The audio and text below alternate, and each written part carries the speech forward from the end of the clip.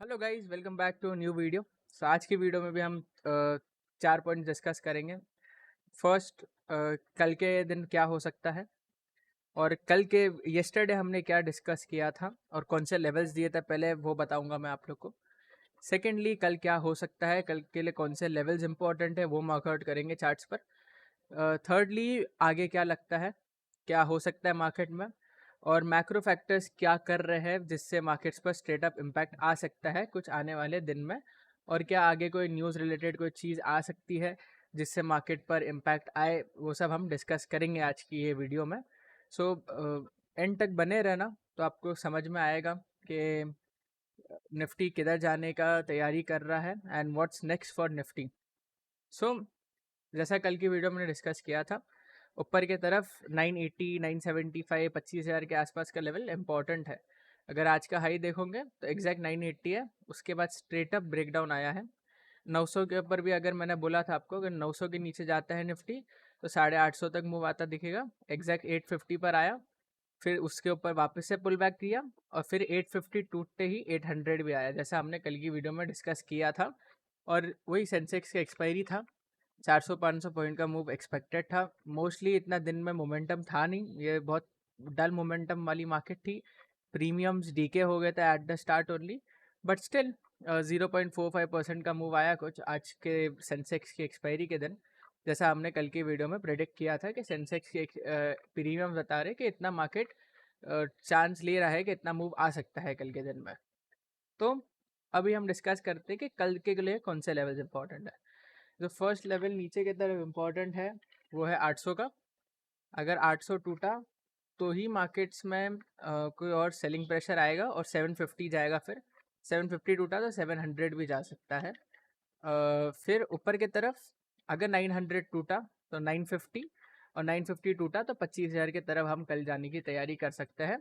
ये 150 पॉइंट की broad based range है। अगर 25,000 के ऊपर निकलता है तो 2580 तक जा सकता है, और कभी 24,700 के नीचे आता है तो 24,650 और 600 तक आ सकता है कल के दिन में निफ्टी। तो ये तो लेवल्स हो गए जो मैंने बता दिया आपको।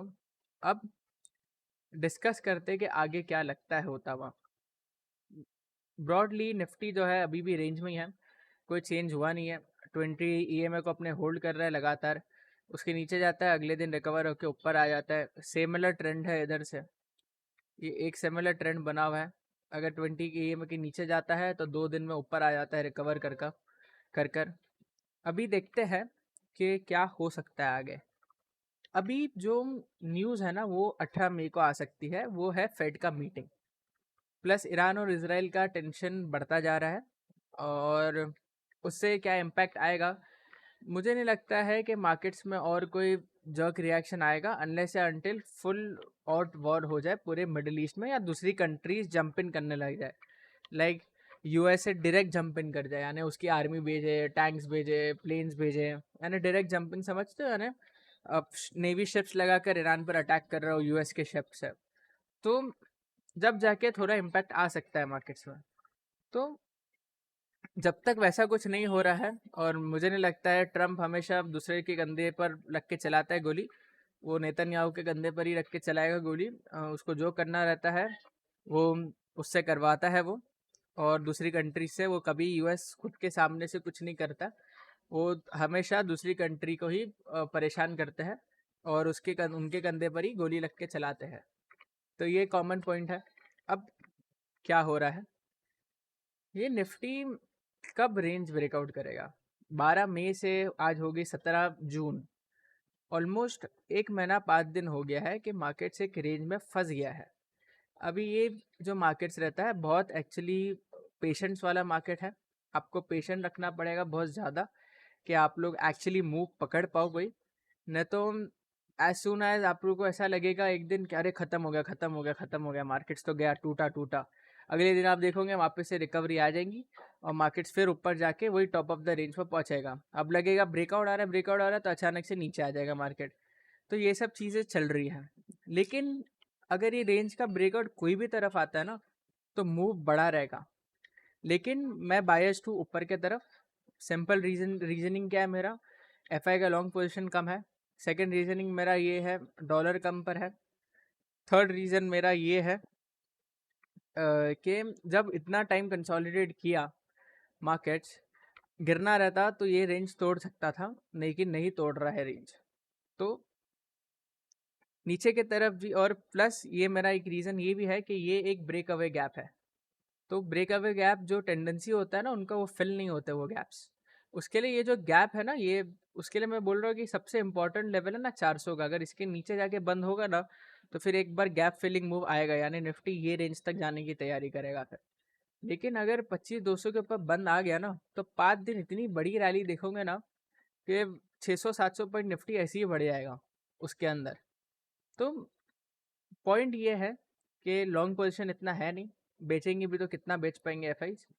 प्लस मार्केट्स को एक ट्रिगर चाहिए ऊपर जाने के लिए। ट्रिगर हो सकता है फेड का meeting, and may be Iran and Israel का पीस डील हो जाए तो वो ट्रिगर होगा।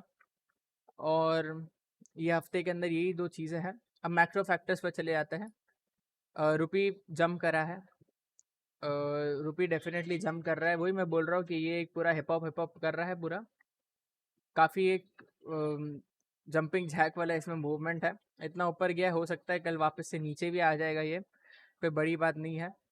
फिर हम जाते हैं डॉलर पर। डॉलर 98 नीचे ही चल रहा है, इसके नीचे ब्रेकडाउन आया तो बहुत बड़ा नीचे 97 तक जाएगा फिर। जो गोल्ड है, गोल्ड बुलिश है, क्योंकि डॉलर नीचे है तो गोल्ड डेफिनेटली बुलिश रहेगा। धीरे धीरे धीरे करके जा रहा है ऊपर, इंचअप होते जा रहा है। यूएस की मार्केट्स भी थोड़ा वॉलेटाइल चल रही है, इन द सेंस ट्रम्प कुछ ना कुछ बोल देता है उसमें वॉलेटाइल हो जाता है। लेकिन हो सकता है कि ये जो आज की लाल कैंडल है वो एक ग्रीन कैंडल में टर्न हो जाए यूएस की मार्केट्स में, बिकॉज कोई इतना बड़ा रीज़न है नहीं आज इनका इतना लाल होने का। ये हो सकता है may be they turn into green. Plus Nasdaq है वो लाइफ टाइम हाई के बहुत पास है, ऑलमोस्ट 600 पॉइंट दूर है नास्डैक। और as you can see guys, जो आईटी स्टॉक्स है अभी भी आउट परफॉर्म कर रहे हैं, आगे भी करते रहेंगे। अगर ये 40,000 का लेवल क्रॉस हो गया आईटी से तो बहुत बड़ी रैली आ सकती है। आप लोग गाइज ये सब वॉच आउट करना, इनमें भी बहुत मोमेंट है। देखो इसमें भी सिमिलरली आईटी के अंदर इतना कंसोलिडेशन के बाद मूव आ गया, तो मार्केट्स में अभी तक मूव क्यों नहीं आया? इसका मतलब है कि मार्केट्स रुक रहा है। अब देखो जैसी ही ये कंसोलिडेशन, अब ये जो मेजर कंसोलिडेशन हुआ है ना, ये इधर इतना बहुत कंसोलिडेशन हुआ, जैसी ही इसका ब्रेकआउट आया उसके बाद मूव देखो आप। तो ये इतना कंसोलिडेशन के बाद अगर कोई भी फाइनेंशियल इंस्ट्रूमेंट चलता है ना तो वो बहुत अच्छा ही मूव देगा। अब इतना टाइम रुका है ये तो डेफिनेटली बड़ा मूव आएगा, 40,000 भी क्रॉस करेगा आईटी का इंडेक्स। और हो सकता है कि जुलाई के अंदर आईटी का इंडेक्स आपको 43,000 तक भी जाता दिख सकता है। उसके लिए ये बहुत बड़ी रैली आईटी में है, don't miss out on this rally guys. खरीदो आईटी स्टॉक्स। और रीज़न क्या है कि जो वर्स्ट है वो ओवर है इनके लिए, सब बैड न्यूज़ प्राइज्ड इन है, उसके लिए आईटी खरीदो। आप देखोगे on the Contra hand bank Nifty अभी भी वीक चल रहा है, जैसा मैंने बोला है। इसमें मे बी ये मार्केट्स को गिराने का रीज़न है, मे बी, क्योंकि आज 56,100 का सबसे इम्पोर्टेंट लेवल है। अभी क्या दिख रहा है अनफॉर्चुनेटली, अगर आज की कैंडल में देखो इतनी अच्छी नहीं है ये कैंडल जो आज बनी है चार्ट्स पर बैंक निफ्टी के। लेकिन यू नेवर नो, क्योंकि शॉर्ट कवरिंग कभी भी ट्रिगर हो जाती है।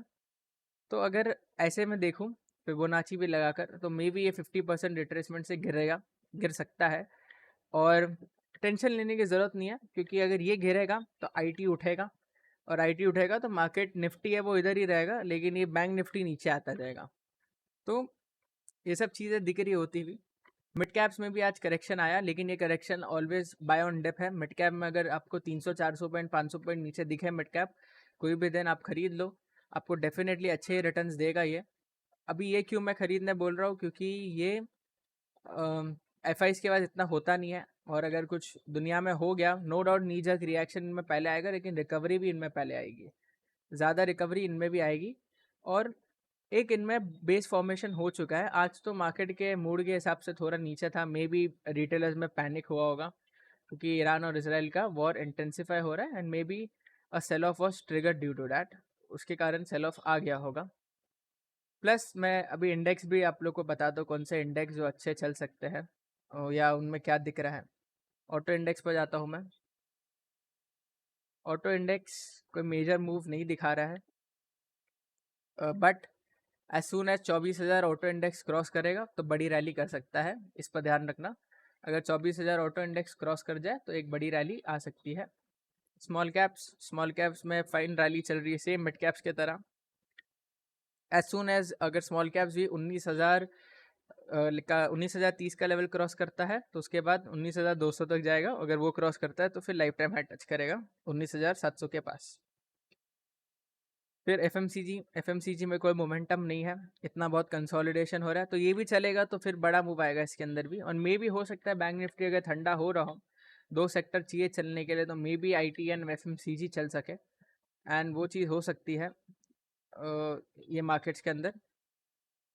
क्योंकि बैंक निफ्टी क्या करेगा, मतलब इतना टाइम चल लिया बैंक निफ्टी के, इतना रनअप दे चुका है बैंक निफ्टी कि मतलब अभी और कितना चलाऊंगा उसको। तो थोड़ा तो इसमें प्रॉफिट बुकिंग चाहिएगा आप लोग को। और ये जो मूव आया था ना, ये एक ट्रैपिंग वाला मूव था। ये रिटेलर्स को बाय आउट कराया वो लोग ने, and this was a big trapping move. अभी क्या हुआ है, जून के महीने में ट्रैप हुआ है, तो जून के अंदर एग्जिट तो देंगे नहीं। इसका मतलब क्या है, कॉमन सेंस है कि जो बैंक निफ्टी है वो इस ये लेवल के ऊपर अगर निकलेगा भी तो भी एंड में निकलेगा पूरा डीके कर अगर। तो जो है पब्लिक ट्रैप हो चुकी है, और मे बी उधर जाने के पहले जो बैंक निफ्टी है वो हो सकता है इधर आ जाए, इधर आके फिर इधर जाए। तो इधर तक आने तक तो अगर आपके पास ऑप्शंस पड़े हो बैंक निफ्टी के 57,000 की कॉल के, तो वो तो बचेंगे नहीं, वो तो ज़ीरो हो जाएंगे इधर आकर, फिर आप लोग तो एग्जिट कर जाओगे। तो ये सब चीज़ें हो रही है बैंक निफ्टी में, और ये क्लियर कट ट्रैपिंग किया है बैंक निफ्टी के अंदर ऑपरेटर्स ने। तो ये सब चीज़ें पहले ही फाइंड आउट करनी पड़ती है टाइम से पहले। मैंने आप लोग को इधर ही बता दिया था कि ये जो दो कैंडल बनी है वो सही नहीं बनी है बैंक निफ्टी में। अगर इतना बड़ा कंसोलिडेशन के बाद अगर ब्रेकआउट आता है तो there has to be some kind of continuation of the trend, but ये कंटिन्यूएशन नहीं था मार्केट्स में। बैंक निफ्टी में ऐसा कंटिन्यूएशन नहीं आया, या ऐसा कुछ ऐसे कैंडल बनती दो, तो इसे कहते हैं कंटिन्यूएशन। फिर चाहे वो ऐसा गिरता है थोड़ा इधर, फिर ऐसा आके उठ सकता था वो, लेकिन there was no continuation of the trend. इसका मतलब क्या है कि they have trapped retailers, and बहुत कॉमन चीज़ है ये सब। आप सीखो, जब मैं बता रहा हूँ तो ऐसी सुनो मत, सीखो भी ये सब चीज़ पर, और आप उससे अच्छे ट्रेडर बन सकोगे। और आईटी में इन्वेस्टेड रहो, मिड कैप स्टॉक्स में इन्वेस्टेड रहो। मिड कैप आईटी है तो अच्छा ही, बहुत अच्छा है, क्योंकि दोनों है उधर। तो डेफिनेटली ये सब स्टॉक्स में इन्वेस्टेड रहो। ये मैंने ट्रेड दिया था 2 बजे आकर, काफ़ी अच्छा चला ये ट्रेड। मैंने आप लोग को एपी अपोलो पाइप्स भी दिया था, 52 पर दिया था मैंने। तो इसका कल जो हाई मैंने देखा था 69 का था। हाँ, 469 गया था, 452 पर रिकमेंडेशन किया था वीडियो में आकर, मैंने बोला था 2 बजे फ्राइडे के दिन। तो ये गया था ये सब। और कौन सा स्टॉक था, ऑयल, ऑयल पर बता देता हूँ मैं, चलो स्टॉक छोड़ो, ऑयल बता देता हूँ। ऑयल वही करेक्शन आ रहा है ऑयल के अंदर। कल काफ़ी गिर गया था लेकिन अच्छी रिकवरी किया उसके बाद। जो इम्पैक्ट था ना अपना वॉर का, वो ऑलमोस्ट लाइक कल पूरा ही ख़त्म हो गया था। क्योंकि देखो ये कैंडल जो थी ये वॉर की थी, जो वॉर न्यूज़ आया था वॉर का। और उसके बाद देखो ये बॉटम ऑफ द कैंडल के भी नीचे चला गया था, लेकिन फिर आज ऊपर चल रहा है, और मे भी हो सकता है रात तक नीचे भी आ जाए, या कल नीचे आ जाए, हो सकता है ऐसी लाल कैंडल कल बन जाए ऐसी दो। तो मे बी हो सकता है, बिकॉज यू नेवर नो, ये बिग प्लेयर्स का गेम हो सकता है इसमें भी। क्योंकि ट्रम्प है, जब से आया है he is doing lot of things to earn money, and उसके लिए maybe he has taken the oil up, then he has shorted from here, and then he is going to push down the oil at 65 rupees, $65। तो ये सब चीज़ पर ध्यान रखना, हो रही है सब चीज़ें। जो ये फ्यूचर्स भी है, देखो फ्यूचर्स में भी जो निफ्टी का फ्यूचर्स है, अब इतने पॉइंट्स का प्रीमियम बचा नहीं है। अगर मैं निफ्टी का स्पॉट देखूँ तो वो बंद हुआ है 53 पर, और मैं ये स्पॉट है तो 59 पर। यानी इसका मतलब क्या है कि maybe markets are indicating कि जून में इतना कुछ मोमेंटम नहीं आएगा। यानी 6 पॉइंट्स का प्रीमियम बचा है, बहुत कम हुआ है प्रीमियम। अगर मे बी कल हो सकता है कल गेन कर जाए, ऐसी बात नहीं है, कल हो सकता है गेन कर जाए। अगर गेन करता है प्रीमियम तो अच्छी बात है, मूव आएगा इसका मतलब है। लेकिन इतना प्रीमियम अच्छा, कम अच्छा नहीं होता है प्रीमियम। सो लेट्स सी क्या होता है। स्टॉक्स पर फोकस करो, कैश स्टॉक्स पर फोकस करो, not on F stocks, because F stocks नहीं चल रहे हैं। They work on markets, and markets नहीं चलेगा तो एफ स्टॉक्स नहीं चलेंगे। लेकिन कैश स्टॉक्स पर फोकस करो। अच्छा मोमेंटम है, जब भी डे पाए खरीद लो। ठीक है गाइस, चलो आज के लिए इतना ही आज की वीडियो में। Thanks for watching and comment करके बताओ कि आप लोग को और कौन सी वीडियोस पसंद है, मैं वैसे वीडियोस बनाऊंगा। Thanks for watching.